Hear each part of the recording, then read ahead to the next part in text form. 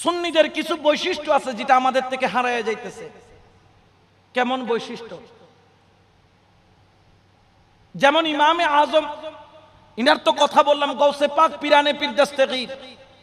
একদিন উনি ইমামতির মুসল্লায় দাঁড়ালেন, দেখলেন ওনার পিছনে একজন যুবক নামাজ পড়তেছে যার পাজামা টাকনুগিরার নিচে, টাকনুগিরার নিচে।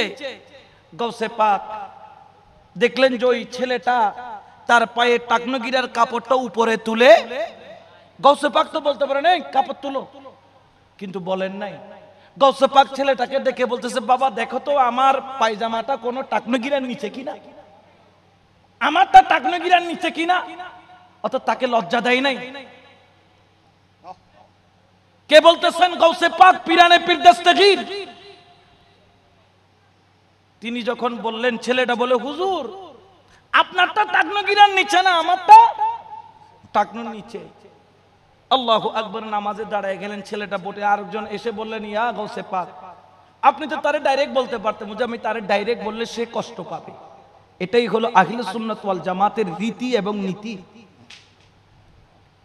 ইমাম বুখারী রাহমাতুল্লাহ আলাইহি মসজিদে ইমামতির তিনি খতিব।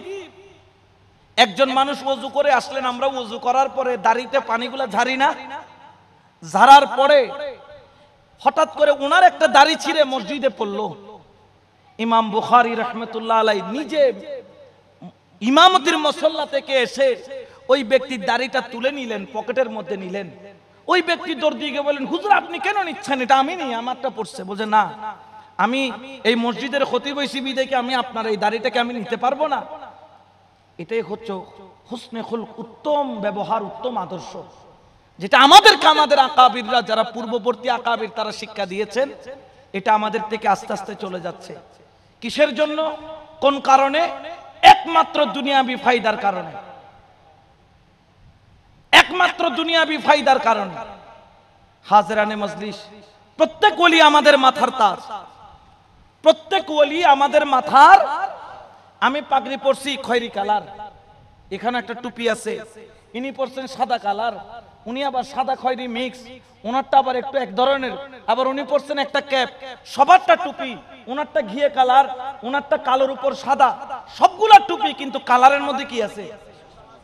ঠিক তরিকতের মধ্যে শুধু এইটুকুই পার্থক্য, আর কোনো পার্থক্য নেই। সবাই টুপি পরেছে, কিন্তু টুপির মধ্যে পার্থক্য কি? ডিজাইন, কালার, লম্বা, উঁচা, বাটি, এইটা পার্থক্য। কিন্তু টুপির মধ্যে কোনো পার্থক্য নেই। আপনার মাথায় যে টুপি, ইনার মাথায় সেই টুপি। হ্যাঁ, এটার নাম হচ্ছে ওমানি টুপি, একটার নাম বাংলা টুপি, একটার নাম সৌদিয়ান টুপি। ঠিক তদ্রুপ ভাবে কাদিরিয়া, চিস্তিয়া, নকশবন্দিয়া, মুজাদ্দিদিয়া, ওয়াইসিয়া, খিজরিয়া, কলমদরিয়া, শাহজিলিয়া, সাহরওয়ার্দিয়া, আবুল উলাইয়া, ফেরদৌসিয়া, তাইফুরিয়া, হাজার হাজার তরিকা এসেছে। সবগুলোর নাম ভিন্ন, সবগুলোর রীতিনীতি ভিন্ন। কোনটাতে সেমা আছে, কোনটাতে নাই। কোনটাতে তালিম হচ্ছে আল্লাহু দিয়ে, কোনটাতে লা ইলাহা ইল্লাল্লাহ দিয়ে। কোনটাতে জিকির করা হয় সশব্দে, কোনটাতে জিকির করা হয় নিঃশব্দে। কোনটা জিকির করলে সবাই শুনে, কোনটা জিকির করলে সবাই শুনে না।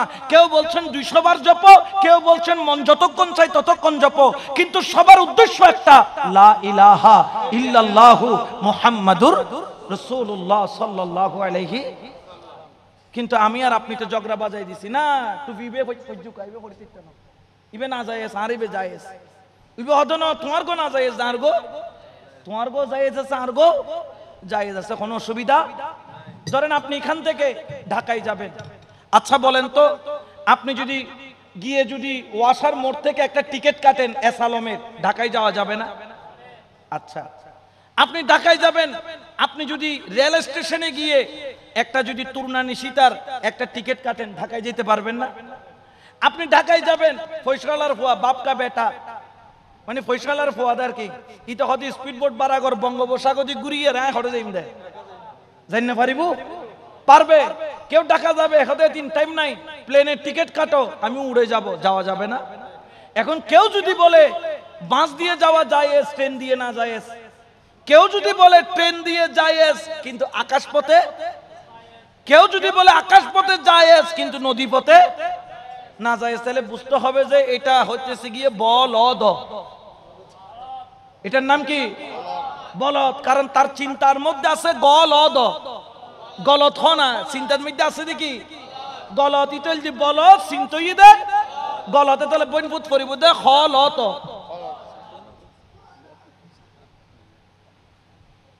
কেউ যদি ট্রেন দিয়ে যেতে চায় সে ট্রেন দিয়ে যাক, কোনো অসুবিধা। তবে হ্যাঁ, ট্রেনটা আপনি বিশ্ব রোডে চালাইতে পারবেন না। ট্রেনটা চালানোর জন্য দুইটা লোহার পাত লাগবে।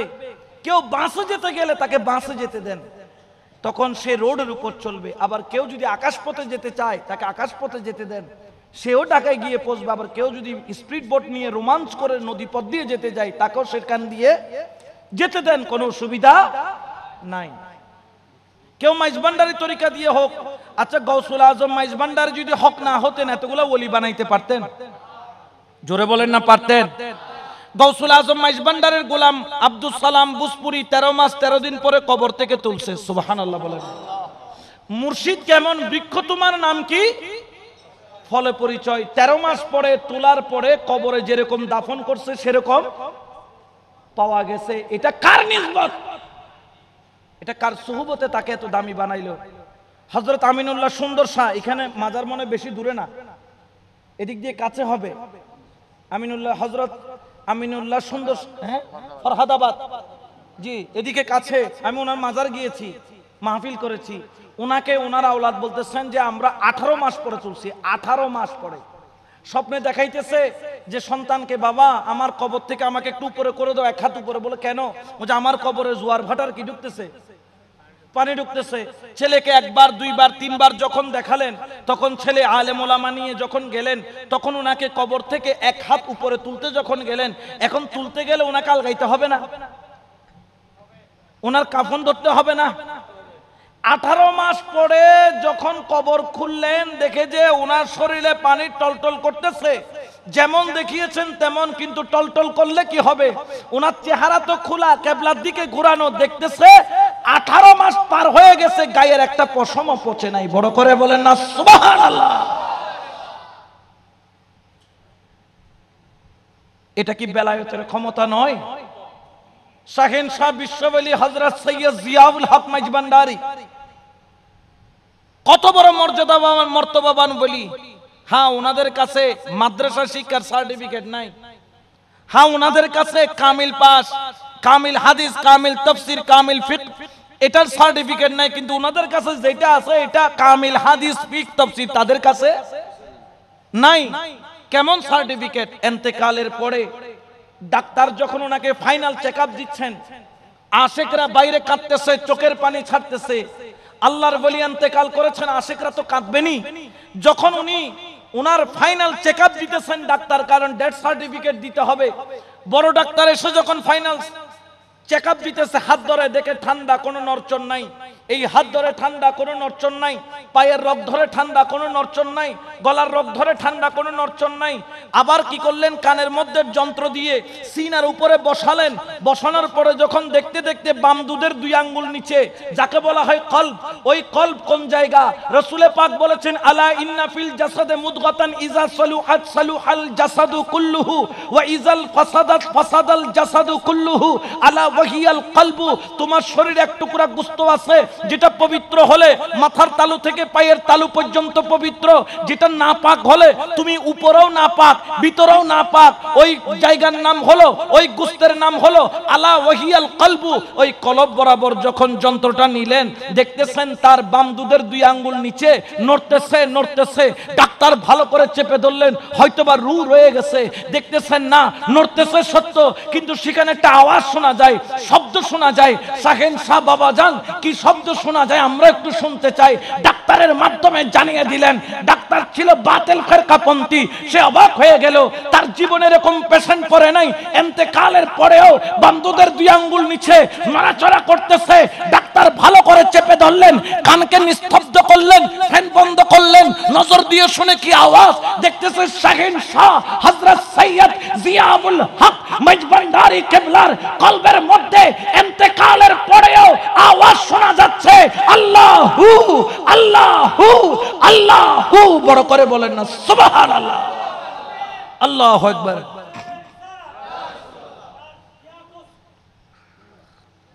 এই ক্ষমতা কার? জোরে বলেন না কার? এত লেখা হতা আছে রাখে আল্লাহ, আল্লাহ জিবেরে জিন্দা রাখিবেরে কেউ সিবিদরি মারিত পারে না। কারবালার ময়দানে আহলে বায়াতের ঘরানাকে তছনছ করা হয়েছে। কারবালার ময়দানে আহলে বায়াতের ঘরের মহিলাদের মাথার কাপড় পর্যন্ত টেনে খুলে নেওয়া হয়েছে। কারবালার ময়দানে আওলাদ রাসূল, যে আওলাদ রাসূলের দিকে তুই বললাম আমরা টোডালা ছিঁড়ে বের করে ফেলি, ওই আওলাদ রাসূলের ঘরানার বাচ্চাদের হাতে পায়ে রশি বাঁধা হয়েছে। হযরত সাকিনা যখন ইয়াজিদের ওই নাপাক দরবার পর্যন্ত গেল, তখন সাকিনা এক পা রাখলে আরেক পা গায়ে রাখে, এক পা রাখলে আরেক পা গায়ে রাখে, জিজ্ঞেস করলো সাকিনা তোমার কি হয়েছে, পা একটা উপরে একটা নিচে কেন? তখন কেঁদে কেঁদে বলতেছেন কোন সাকিনা? ইমামে হুসাইনের 4 বছরের কন্যা সাকিনা। কোন সাকিনা? ইমাম হুসাইনের যেই সন্তান বুক ছাড়া ঘুমাইতো না সেই সাকিনা, যাদেরকে 1 মাস পর্যন্ত হাঁটায়া হাঁটায়া বাজারে বাজারে ঘুরাইয়া ঘুরাইয়া যাদেরকে দামেস্কে নেওয়া হলো, তখন ইয়াজিদ বলতেছে এক পা তুলে রাখছো, এক পা নামায়া রাখছো কেন? কেঁদে কেঁদে বলতেছ রে বদবখত ইয়াজিদ, তুই কি দেখতে পাচ্ছিস না পায়ের মধ্যে বাঁধ দিয়েছে তো টাইট করে, এক পা বসাইলে আরেক পা বসাইতে পারি না, এক পা বসাইলে আরেক পা বসাইতে পারি না। এত জুলুম নির্যাতন যারা করেছে এই ইয়াজিদের প্রেতাত্মারা এখনো রয়েছে, তাদের টার্গেট তখনও ছিল আহলে বায়াত, এখনো টার্গেট আহলে বায়াত, ঠিক কি না? সাবধান থাকতে হবে তাদের থেকে। তাদের টার্গেট আগেও আহলে বায়াত, তারা আহলে বায়াতের দরবারের বিরুদ্ধে কথা বলতো, এখনো তারা আহলে বায়াতের দরবারের বিরুদ্ধে কথা বলে। এই জন্য হাজরানে মজলিস ঈমান মজবুত করেন, ঈমান আকীদাকে পোক্ত করেন।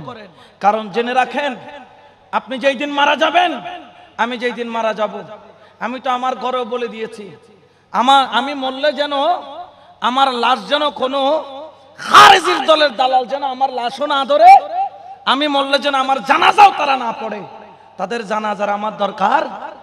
আমার গৌসুল আজম মাইজভান্ডারীর পাগল আছে, আমার গৌসুল আজম মাইজভান্ডারীর আশেক আছে, আমার গৌসুল আজম মাইজভান্ডারীর প্রেমিকরা আছে, তারা এসে আমার এমনি পা দিয়ে গাড়াইয়া দিল, আমি খুশি। আমার অত কিছুর দরকার।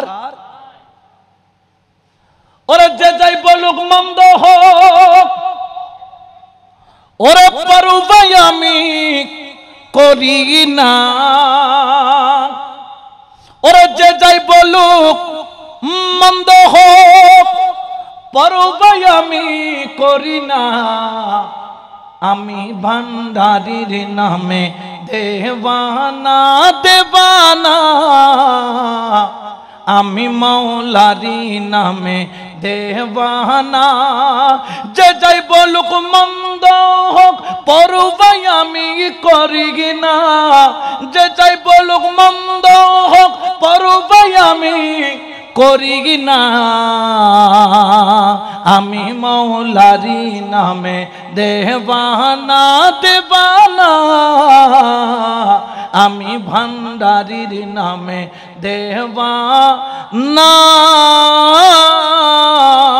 সুবহানাল্লাহ বলেন। কে কি বললো ওটা দেখার, আমার মুর্শিদ কি বললো এটা দেখার বিষয়। যে মুর্শিদের চোখের মধ্যে নিচে পড়ে গেল তাকে দুনিয়ার কেউ উপরে তুলতে পারবে, আর মুর্শিদের নজরে যে উপরে থাকে তাকে কেউ টাইনা নামাইতে পারে। এই জন্য আজকে থেকে চেষ্টা করবেন আহলে বায়াতের প্রেমিক বনার জন্য, আহলে বায়াতের কুরবতে থাকার জন্য, ওলি আল্লাহর সোহবতে থাকার জন্য। আল্লামা শহীদ নুরুল ইসলাম ফারুকী রহমতুল্লাহ আলাইহি দুনিয়া থেকে চলে গিয়েছেন, কিন্তু একটা কথা ওনার মুখে এতবার শুনেছি, এতবার শুনেছি, এতবার শুনেছি, মুখস্থ হয়ে গেছে। তিনি বারবার যে মাহফিলে আসতে একটা কথা বলতো, পীর যার যার সুন্নিয়ত সবার, পীর যার যার সুন্নিয়ত। সুন্নিয়ত এটা কারো কাছে ব্যক্তিগত ইজারা দেওয়া হয় নাই, সুন্নিয়ত আপনারও, সুন্নিয়ত আমারও। যত হক তরিকা আছে, কাদেরিয়া, চিস্তিয়া, নকশবন্দিয়া, মুজাদ্দেদিয়া, খিজরিয়া, কলন্দরিয়া, মাইজভান্ডারিয়া, তাইফুরিয়া, ফেরদৌসিয়া, যত তরিকা আছে আহলুস সুন্নাত ওয়াল জামাতের ব্যানারের ভিতরে সব তরিকায় হক, কোনো পার্থক্য নাই, শুধু নামে পার্থক্য, কিন্তু উদ্দেশ্য একটা, লা ইলাহা ইল্লাল্লাহ। তাদের অন্তরের সাহস হলো মুহাম্মাদুর রাসূলুল্লাহ সাল্লাল্লাহু আলাইহি সাল্লাম। এই জন্য তো মাইজভান্ডারের শিক্ষা কি দেয়, দমে দমে জপরে মন লা ইলাহা ইল্লাল্লাহ, লা ইলাহা ঘটে ঘটে আছে জারি, ঘটে ঘটে আছে জারি, লা ইলাহা ইল্লাল্লাহ দমে দমে জপরে মন। সুবহানাল্লাহ বলেন। আপনি যে পীরের কাছে গিয়েছেন শিখানো শিক্ষা দিচ্ছে লা ইলাহা, গৌসুল আজম মাইজভান্ডারী শিক্ষা দিচ্ছেন লা ইলাহা, যতগুলা ওলি আছে সবাই শিক্ষা দিচ্ছেন লা ইলাহা। তাহলে আমাদের উদ্দেশ্য, আমাদের লক্ষ্য উদ্দেশ্যের মধ্যে কোনো পার্থক্য, হ্যাঁ কাপড়ে চুপড়ে ভেসে দাঁড়িয়ে চেহারায় পার্থক্য থাকতে পারে, কিন্তু আদর্শগত কোনো পার্থক্য। একটু দরুদ শরীফ পড়েন, সালাতুন ইয়া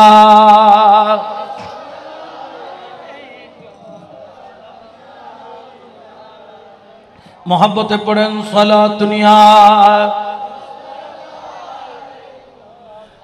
সালামুন ইয়া হাবিবাল্লাহ, এ মশহদো কে শগনে শাহ মেরি তকদীর জগা দে, এ মশহদো কে শগনে শাহ মেরি तकदीर जगा दे, तारीफ करूं तेरी में कुछ लफ्ज़ सिखा दे, सलातुन या